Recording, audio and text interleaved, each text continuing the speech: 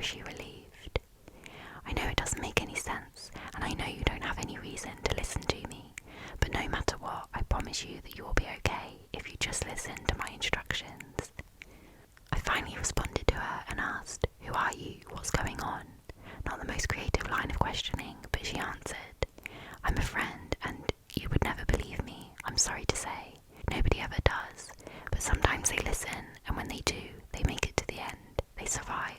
So please, please don't hang up, and whatever you do, don't unlock your door." As she spoke, she seemed on the verge of tears. Again, I opened my mouth to reply. This time, the knock on the door was booming, the sound of her fist slamming against the thin, hollow wood. I stepped back and lifted my gun, aiming for the door. I was sweating heavily, my heart pounding in my chest. The air felt thick, and I wanted nothing more than to pull the trigger. And then, all at once, it stopped. I wasn't afraid or even anxious. The woman on the phone, a bit less tense, said, "It's gone for now. It will come back, and when it does, you must not open the door." I started to ask another question, but she interrupted me. "You left your front door unlocked. Go and lock it now, please." I stepped warily towards my bedroom door and hesitated for a moment before unlocking it. My apartment seemed untouched. I knew I could not have imagined the slamming on my door, but not a single thing was out of place. My initial hypothesis that it was some sort of psychotic burglar started to feel less plausible. The front door, the woman reminded me. I put my gun down on the coffee table in the middle of the living room, still holding the phone in my left hand, and moved towards the door. As I reached for it, I suddenly heard footsteps, fast, loud, rushing and getting closer. The woman for the first time shouted, "Lock it, hurry. Even one will do." I had a hand grab the handle on the other side of the door, just as I slid the bolt in place. Outside, something snarled and knocked gently on my front door. I turned the lock in the handle as well and took a step back. "You did it. You're fine. It can't get in now. Please don't leave your apartment until morning." The woman hung up almost immediately after, and I was left alone to think about what I'd heard. I returned to my room, collecting my revolver. I decided to leave it on my nightstand rather than put it back in the drawer, and incredibly, I fell asleep soon after. When I woke up, it was 11 a.m, my day off fortunately, and I started to wonder if the events of the previous night were just a dream. But my revolver still sat on the bedside table. I went to make myself a cup of coffee and nearly jumped a foot in the air when I heard a rapping on my front door. "Open up, police business," a gruff voice called, and I relaxed a little bit. I went over and, swallowing nervously, unlocked and opened my front door. 2 officers were standing in the doorway, and at least 6 more were out in the hall, questioning other neighbours. "What's going on here? Did something happen?" I asked, and the gruff officer replied, "Last night there was a murder on your floor. We want to ask you a few questions." The questions were pretty standard, and I didn't want to make a suspect of myself, so I obliged. After the police left, I immediately locked my door again. I was, to say the least, terrified. I still am. I don't know what that was last night, but I know that if I hadn't listened to the woman on the phone, I would most likely be dead right now. It's nearly midnight, my front door is locked and bolted. Tomorrow I might go out and buy a big-ass padlock, just to be sure. Because as I'm typing this, somebody is knocking on my front door, and I don't want to take any chances. Anybody know what's going on? I don't know what I would do in that situation, to be honest. I don't know if I'd take her seriously. I'd probably think it was just someone pranking, or that she was the thing trying to get in. I'm not very trusting. The next one is why I stay away from haunted houses. I still remember how the screen door slammed that October evening. My foster father's voice, however, was even louder as he shouted after me, "Just where the hell do you boys think you're going?" I gestured over my shoulder at my friend Brett's car, idling at the end of the gravel driveway. I was going to a haunted house with some friends from school, I explained over the rumble of the motor. Over my dead body, Frank yelled, "Get up here." I couldn't understand what I'd done to make Frank Little so angry. He and my foster mother Pam were a little rough around the edges, but they weren't the exploiters or religious nutjobs that I'd feared when I was first put into foster care. They'd been nothing but kind to me so far, although the look on my foster father's face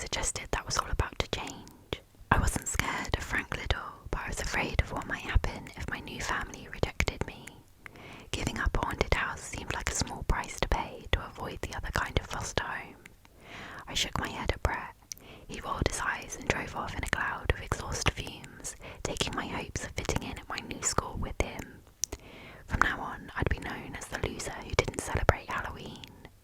I dragged my feet on the way back to the porch, but all my irritation disappeared when I saw my foster father up close. He'd fallen rather than sat on the rocking chair beside the door. He was watching me with the shell-shocked, pale expression of a man who just narrowly avoided a gruesome accident. "You ever been to one of those things before?" he asked. "A haunted house, I mean." I shook my head. That was part of the reason why I was so eager to go. They got all kinds now. Ones with mechanical monsters, ones where people in masks can jump out and grab you. At some of them, you gotta sign a waiver, saying they're not responsible for whatever they do to you. You really sure you want to go to a place like that? I hadn't thought about it, but I doubted that the local spooky attractions in the small town where the Littles lived was known for over-the-top horror. In fact, the bright orange flyer I'd found had said that the place was kid-friendly. Frank rambled on. Of course, most places just put out those warnings for show. If they ever really did hurt anybody, they'd be out business overnight, provided that they were ever really in business to begin with. I mean, you never really know for sure who those masked figures are, do you? The ones who you've given permission to come out of the dark, touch you, maybe even drag you off someplace. Sure, it might just be an unpaid actor in a plastic costume, but can you really be sure? I'd heard rumours like that before. Campfire stories about serial killers in costumes who snuck into Halloween attractions to hunt their victims. I'd never paid them much attention, but the look on Frank's face made me reconsider. I'm not just talking about a couple psychopaths here. What I want you to think about is this. Why do haunted houses exist? I didn't know where this bizarre conversation was going, and at this point I wasn't sure I wanted to find out. But Frank wasn't done. Don't think I can't see the appeal. Of course, getting scared is sort of fun, if afterwards you walk back out into the sane, ordinary world you left behind. But what if you don't? What if it's the houses that want people to go inside, and not the other way around? I took a deep breath, so my foster father thought that buildings can have personalities. There were worse kinds of crazy to be, I reminded myself, and looked wistfully down the country road where the fumes of Brett's car still lingered. This was my life now, and I'd have to make the best of it. I muttered an apology and moved towards the door, telling myself that I should count my blessings, but Frank's hand wrapped around my wrist like a claw. "Look, I'm willing to bet that nothing would have happened if you boys had gone to the haunted house in town tonight. People visit haunted houses all the time, right? Nothing happens to them. Well, most of them. But if it did, would anyone notice the pattern? Think about it. If a Cobble University professor suggested researching haunted house disappearances, they'd be laughed out of a job. So people look away, and it keeps happening." Frank drank a swig of water like a man throwing back a shot, and for the first time I wondered whether the water that he always carried with him was really a substitute for a different sort of bottle. Halloween wasn't always the big flashy holiday that it is today. When I was your age, we had a few hay bales and pumpkins in front of the town hall, some cardboard witches in the windows of the elementary school, and that was about it. If you wanted something fancy, like a rubber mask or a costume party, you had to go to the big city, Frank sighed. I shouldn't have yelled at you, but when I saw your buddy pull up in his car, I thought back to the Halloween night when my two best friends and I took that drive and went to our first haunted house. Cassie and Tyler didn't have many friends. I didn't either. That might have been the only thing the three of us had in common, but it was enough. See, Cassie's dad never did nothing but drink and cause trouble, and most folks figured that the apple didn't fall far from the tree. Tyler, on the other hand, Frank blushed. Well, the only thing people had against him was that the colour of his mama's skin was different from his daddy's. The two of them had been dating for years, which is about as serious as it gets in high school, when they adopted me into the little group. I don't know why. Hell, maybe they were just bored. Either way, with Tyler and Cassie, I finally started doing the sort of things I'd always imagined teenagers did. Smoking in the park, walking down railroad tracks, swimming in the river in summer, and having plans for Halloween night. That's the worst part, the part that still stings. The haunted house was my idea. We had it all planned out. Tyler's mum was the editor for some magazine, and a grateful author had sent us some expensive liquor as a thank you gift. Tyler would steal the bottle and give it to Cassie, who would leave it out for her dad after school. By 6 p.m. he'd be blackout drunk, and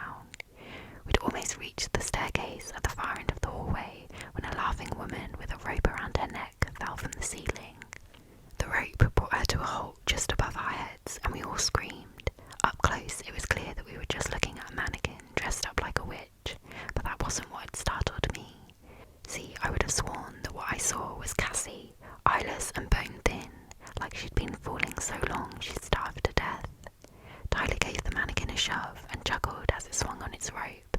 Cassie shushed him. It didn't seem right, disturbing the silence like that.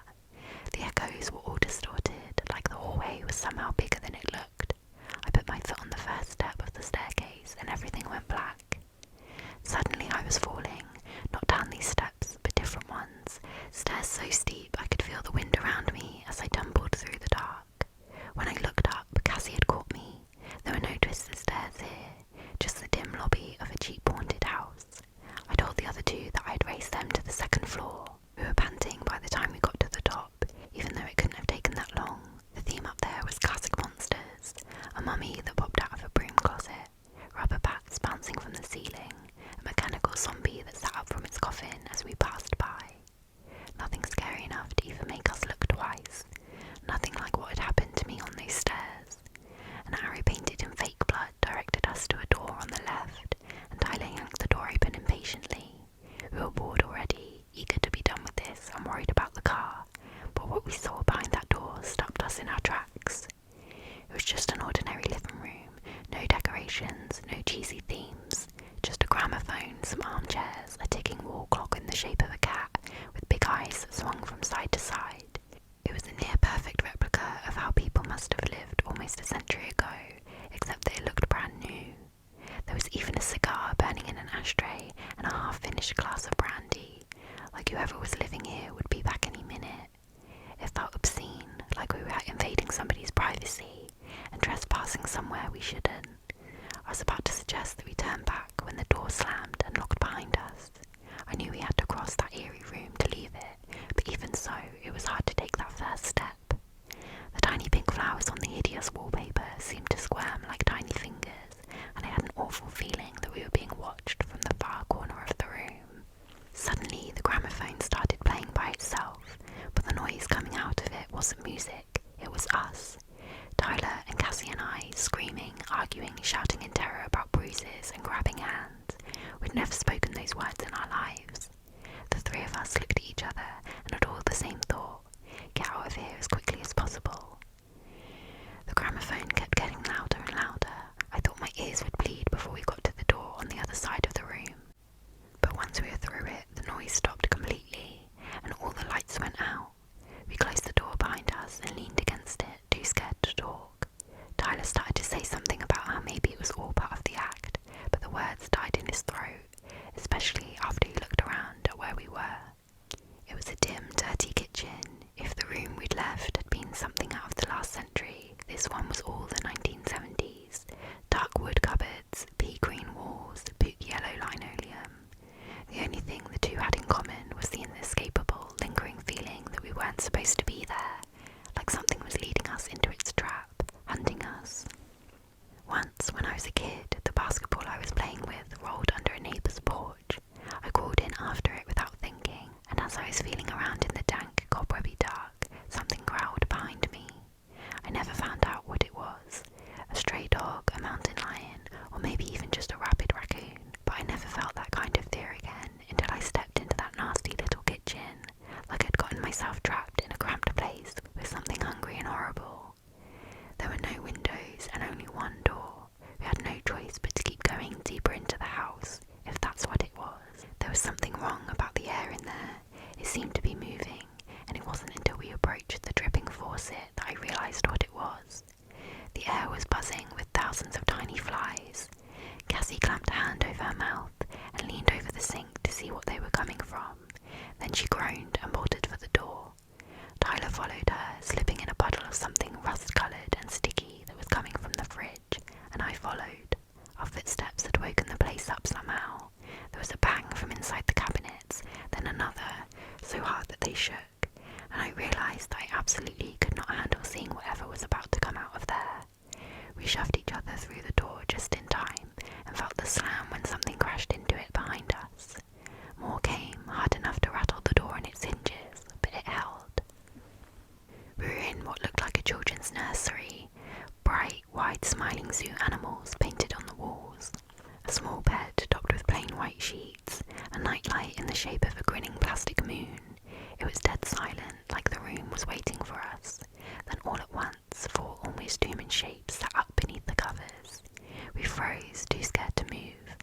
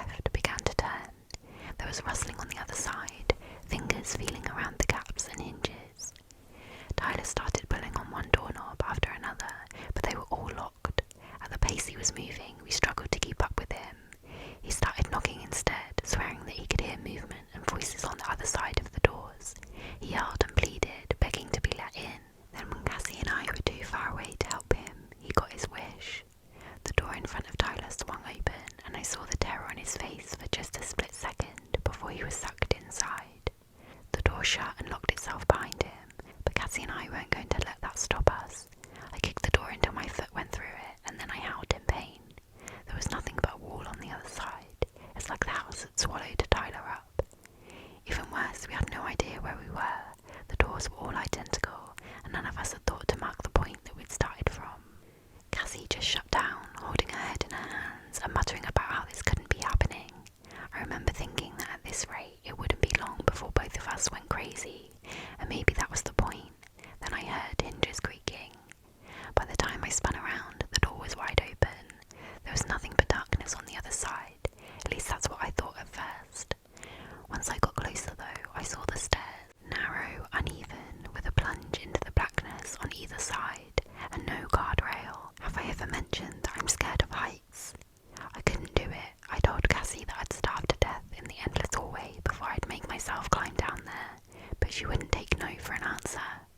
Through a mix of pleading, insults and holding my hand, she finally got me moving, even though I had to crawl backwards to do it. The steep, jagged stairs were made of something slick and cold as ice. A black wind blew around us as we crawled downwards. It felt like being on the edge of a mountain peak, even though I knew that was impossible. We were still indoors, weren't we? Or maybe on the other hand, we hadn't been in that cheap haunted house for a long time. Just maybe we'd been swallowed by someplace else. Before long, the stairs were so tall and narrow that it was almost like being on a ladder above empty space. I was so tense that I started shaking, and I guess it's no surprise that I slipped. I slid downward, unable to grip the narrow steps, and knowing that at any second I might fall into the nothingness on either side. But Cassie caught me. It happened exactly as I'd envisioned it earlier that night, just like the yelling that we'd heard on the gramophone. So what about the mannequin, the one that had looked like Cassie, long dead and falling through empty space? Clinging to the almost vertical steps, I shouted my friend's name, even though I knew that it was already too late. By grabbing me, she'd unbalanced herself and gone over the edge. She probably didn't even have time to scream. Cassie had been so sure that the stairs were our way out, but what if they had been a trap all along? After all, we hadn't opened the door to the darkness, the house had. I climbed back up the stairs as quickly as I dared and found the hallway above exactly as I'd left it. Well, not exactly. There was an end to it on either side, and there were sounds, cars driving by outside, the hum of a heating system, and the teenager who'd taken our tickets, yelling about how I wasn't supposed to be back there. And anyway, the haunted house was closed. Of course, I filed a police report. A lot of good that did. When I told them what had happened, they decided my friends and I were junkies on a bad trip. Later, they kicked around the idea that we were in some kind of satanic cult and that I'd killed them myself. In the end, I guess they just decided that the whole thing was too complicated and strange to bother with. Tyler's family moved away without a word to anyone, and Cassie's dad drank himself to death before Christmas. The neighbours said that at night he would scream out her name, like he didn't know she was gone. I stayed where I was and did my best to forget about the whole thing. As you can see, it hasn't worked out. The sun had set while Frank had told me his story, and in the twilight gloom he looked almost like a ghost himself. I didn't know what to say. I mumbled something about how it was getting cold on the porch and headed for the screen door. "I'm not asking you to believe everything you hear," Frank smiled. "Just promise me that as long as you live under my roof, you'll stay away from haunted houses." I nodded, and Frank pulled himself up from his rocking chair to follow me inside for supper. That's when I noticed the scar on his ankle, a scar in the shape of a small, six-fingered hand. Ooh, that was a good one. I enjoyed that. And the last post is called "It was the best Halloween party I've ever had. It traumatised me for life." It was such an incredible party, genuinely. If I had to pick out the most happy and wonderful moments of my life, the Halloween party would have been one of them. That's why it hurt so much to remember it. It makes me want to break down crying whenever I think about the terrible, awful thing that happened right under our noses, and how none of us even noticed. It feels so obvious looking back on it now. Hindsight is 20/20, I suppose. I wouldn't say I'm a particularly unsocial person. I think I get along with people quite well once I've gotten to know them, but something about making that first step of initial contact just always seemed so difficult. I always felt incredibly awkward being introduced to strangers, and while I can mask that discomfort fairly well, it does mean that I tend to adopt a slightly stilted and formal attitude whenever I'm meeting new people. As a consequence, and socialising for the past few years has been online. The awkwardness is still there, of course, but it feels so much less uncomfortable when the people I am being introduced to are just text on a screen. However, this does mean that most of my friends tend to live quite far away. A handful of them do live within about an hour's drive of me, so we tend to hang out whenever possible. At least we used to before the party. Nowadays, it just feels wrong. It was on one such meet-up with 3 friends of mine that we discussed the possibility of throwing a big party of some sort. We all navigated the same general social circles, and we had considered for a while inviting down the myriad online friends we had acquired over the years, at least the ones we trusted. It was I who suggested we host the party on Halloween. From there, the discussion swiftly turned to themes, since what kind of Halloween party wouldn't have a theme? Jessica suggested that we host something inspired by mythology and ancient history. She had always been quite interested in legends, myths, and classical literature of all kinds, and I recall fondly our discussions of Beowulf, the Epic of Gilgamesh, and the Romance of the Three Kingdoms. As much as I would have liked to indulge her, the others pointed out it could be somewhat of a niche topic, and so the discussion continued. Sadie, Jessica's girlfriend, suggested something themed off of horror films. Sadie had, partially at my encouragement, been on a bit of a horror movie kick as of late, and we had all enjoyed spending time rewatching some of the old classics together. It seemed like a solid theme, and Jessica and I were almost set to agree on it, but it was then that Jake suggested his idea. In any given queer friend group, there is typically one straight member who has been deemed safe by the others. Jake was that friend. We all considered him trustworthy and never really had to worry about him putting his foot in his mouth whenever the conversation veered towards a rainbow who.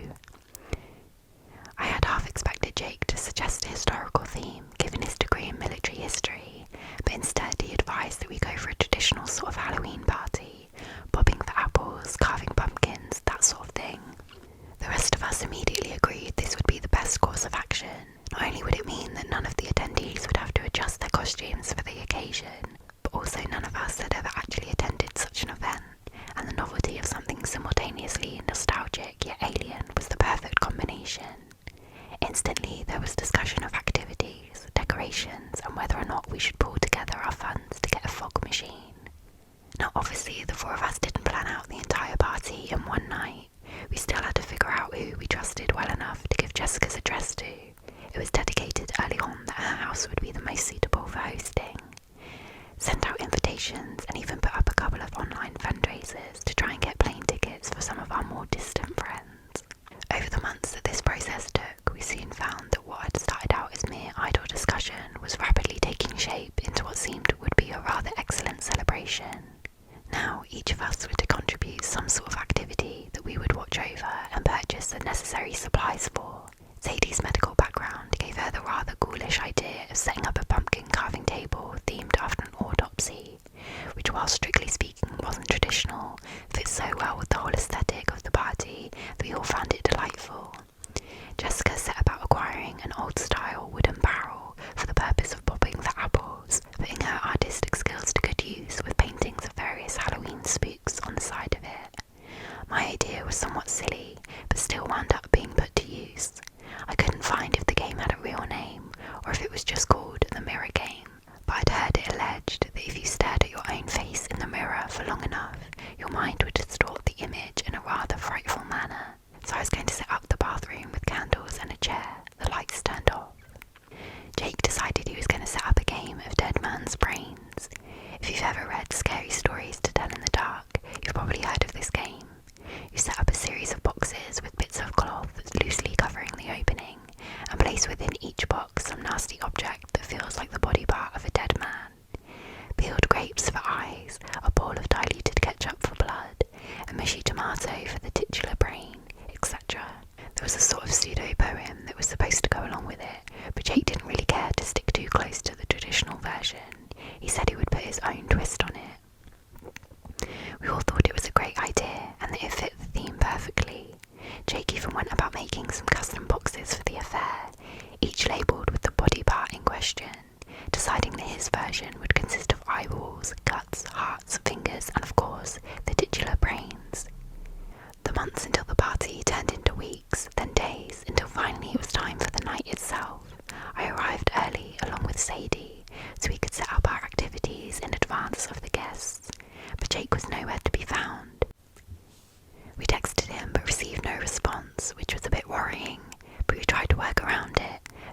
that something had come up that was occupying his attention for a bit. In terms of costumes, Sadie and Jessica decided to go as Carmilla and Laura from Carmilla. We had recently watched the film Dracula's Daughter, which was loosely inspired by the novella, and while the film itself was so-so, it inspired the two of them to read the source material, which they quite enjoyed.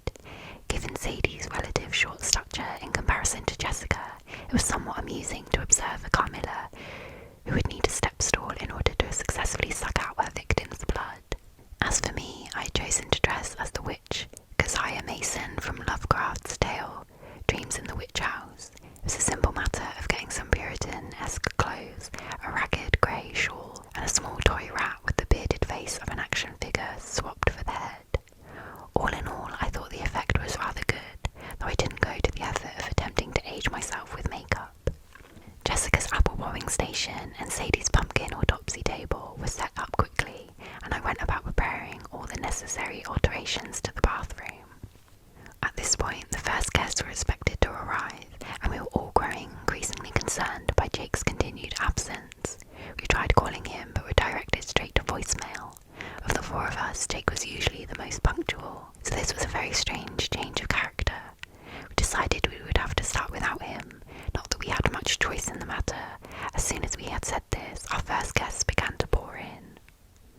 Our first visitors of the evening were Ashley and Dawn, fresh from their honeymoon in British Columbia. Dawn seemed dressed like something out of a World War II propaganda poster, with a plaid shirt and open welding mask. Ashley's costume seemed to be a character out of some cartoon or video game which I wasn't familiar with.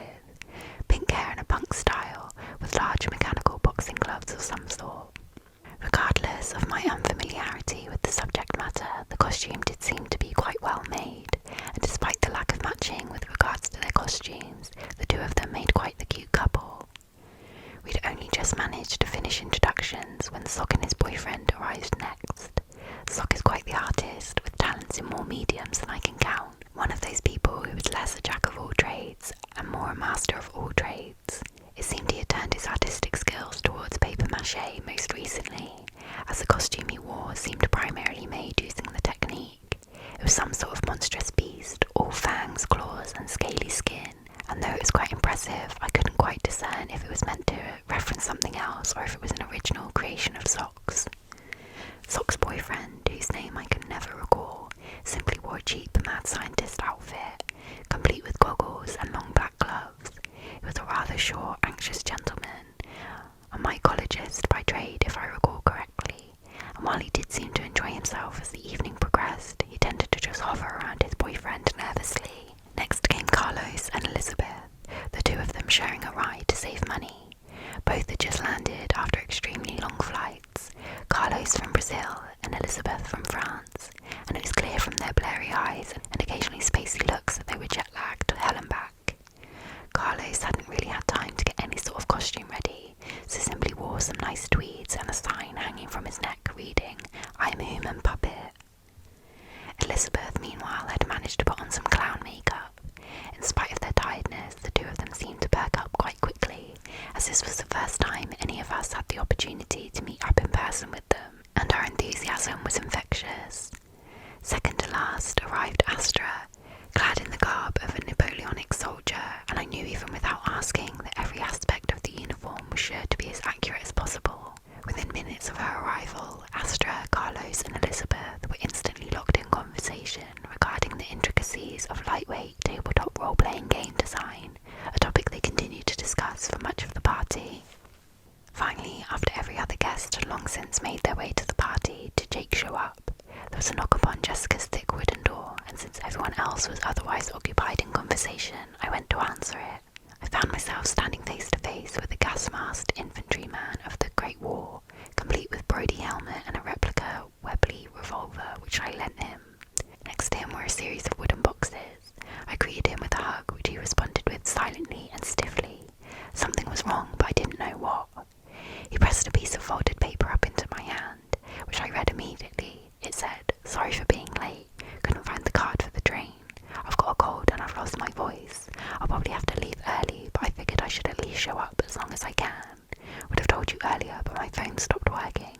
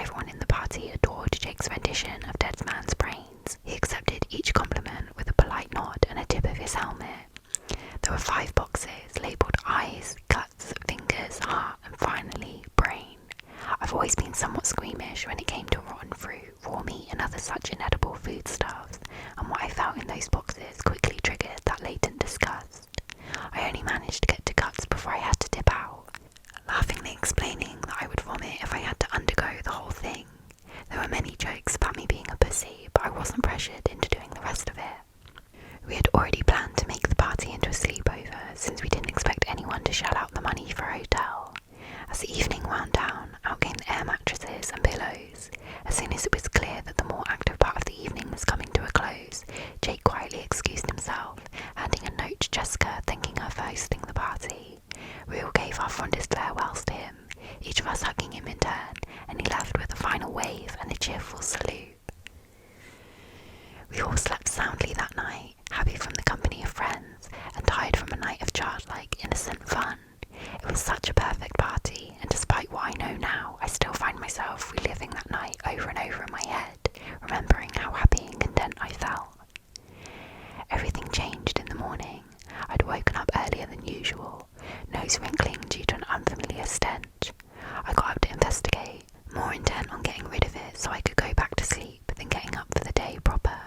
The smell came from the boxes, a rotten, sickly odour. The scent of meat just beginning to spoil. I remember mentally kicking myself for not reminding Jake to take them with him when he left. I put on a pair of rubber gloves and reached inside, trying not to gag. I started with the box labelled eyes. I must have woken up the whole neighbourhood with my screaming. The police were there within 15 minutes to take our testimony. They kept asking everyone for a description of the suspect, what he looked like, and we just had to shake our heads and tell them we didn't know, that we couldn't tell who he was underneath the gas mask. Hell, we didn't even know if he was a he. We didn't see their face after all. They took the eyes, the intestines, the severed fingers, the heart, and the severed head with the top of the skull neatly removed as evidence. But I imagine Jake's family was swiftly given custody of the remains shortly afterwards. It's not like forensics would be able to get any usable fingerprints off of them, given how many of us had touched them. I saw that one come in when they mentioned the box, but that was really good. It's creepy to know that the killer would still be out there. It's one of those ones where it's like a creeping feeling of unease, because you know that that person that was in there hugging you all was the killer, not actually your friend. Oh, it's creepy. I hope you enjoyed these 3 stories. Let me know in the comments which one was your favourite,